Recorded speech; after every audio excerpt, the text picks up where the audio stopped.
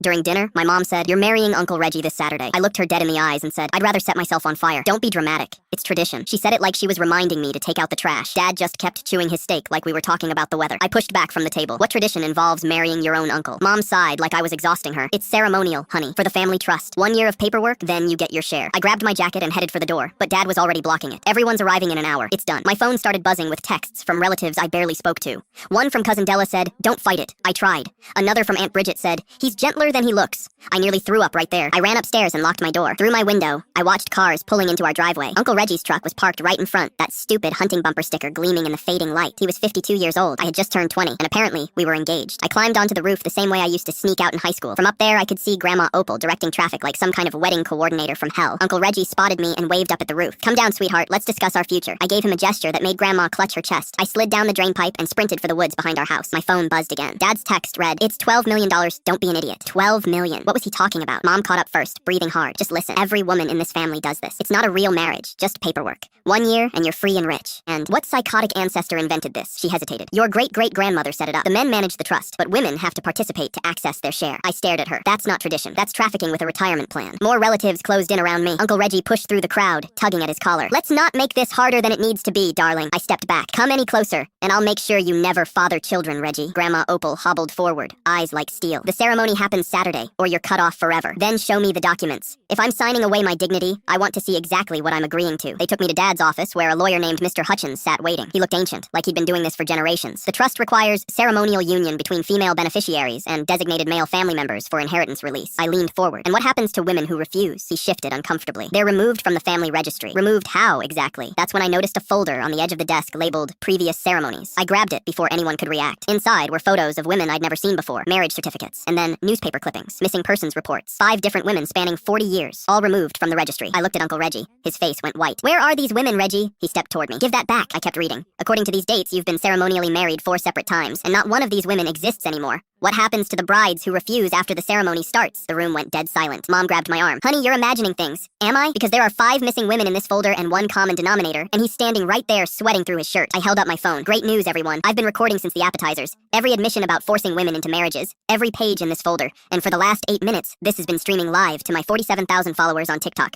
Every face in the room turned gray. Reggie lunged for my phone, but Dad tackled him first. "You're only making it worse." I backed toward the door. "The comments are already tagging the FBI and local police. So when they start digging on Reggie's property, this whole family tree is getting chopped down." Grandma's voice shattered. "You've destroyed everything we built." "No, Grandma. You destroyed it 40 years ago. I just made sure everyone could finally see it." I walked out the front door past all the relatives frozen on the lawn. Mom's voice followed me, shaking with rage. "You were never really family anyway." I didn't even turn around. "Finally, something we agree on.